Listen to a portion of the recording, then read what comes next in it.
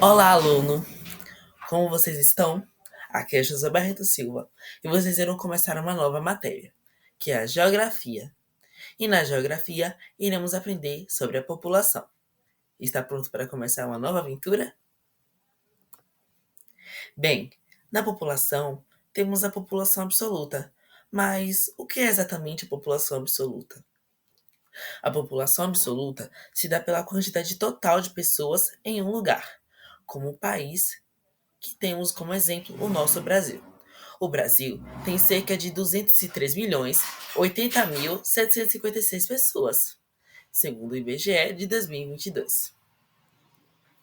Bem, a população absoluta se dá pela quantidade total de pessoas, mas e a relativa?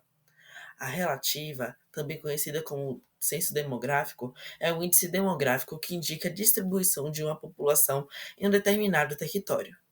Ela é calculada dividindo o número total de habitantes, que é a população absoluta, a população total, pela área do local. Geralmente é expresso o número de habitantes por quilômetro quadrado. Então, um quilômetro quadrado tem uma quantidade certa de pessoas, e essa quantidade se dá na população relativa, ok? Bem, agora, como são feitas essas observações? A contagem da população brasileira, por exemplo, é feita pelo IBGE, através do censo demográfico, a cada 10 anos, sabia? O censo é feito por meio de entrevistas presenciais, com aplicação de questionários a todos os residentes do país. Por exemplo, então, a pessoa do censo demográfico vai passando de casa em casa, conferindo e anotando a quantidade de pessoas para indicar no IBGE, ok?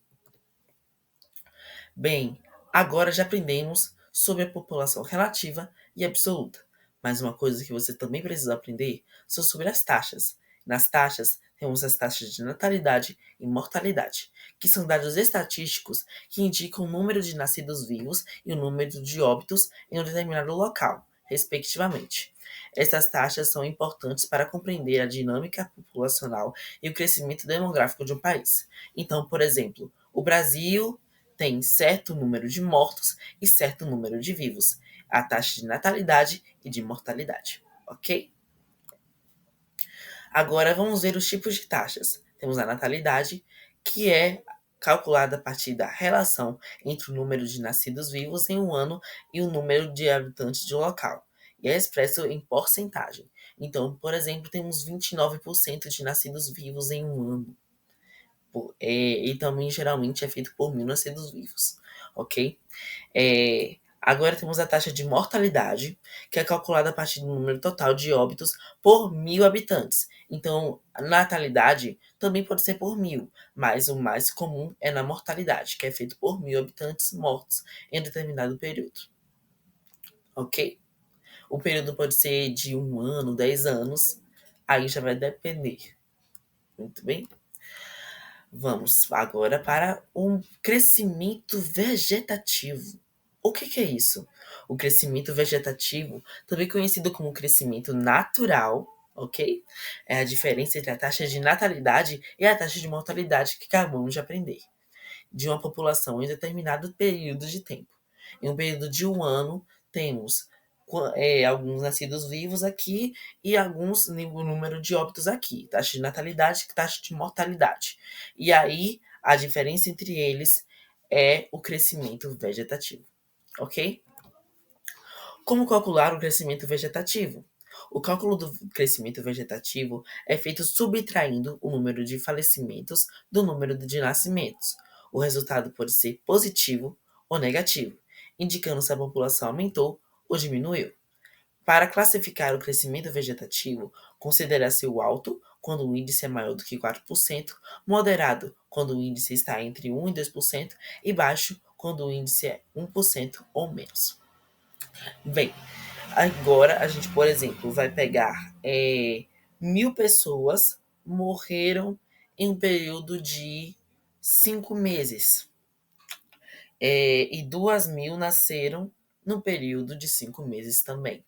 Então, 2.000 menos 1.000 é igual a 1.000. Então, 1.000 pessoas, segundo o crescimento vegetativo, nasceram a mais do que as outras morreram. O crescimento vegetativo é de 1000, ok? E agora vocês também podem ver a tabela quando do alto, do moderado e do baixo. Aí já é o cálculo do porcentagem, ok? O crescimento vegetativo do Brasil é de 1,26%, sendo a África o continente com a maior taxa de crescimento vegetativo do mundo, em torno de 1,9% ao ano. Isso pode gerar alguns conflitos, como, por exemplo, a fome e a escassez. Bem, agora vamos ver o que estudamos. A população absoluta, que é a população total de habitantes em um país, por exemplo, a população relativa, que se dá pelos quilômetros quadrados, a taxa de natalidade, que é a taxa de nascidos vivos, a taxa de mortalidade é a taxa de 1000 nascidos mortos em determinado período, e o crescimento vegetativo é a diferença entre as duas taxas, ok? Obrigado por assistir, se inscreva aqui no Interlane e ative o sininho, e até a próxima. Tchau, tchau!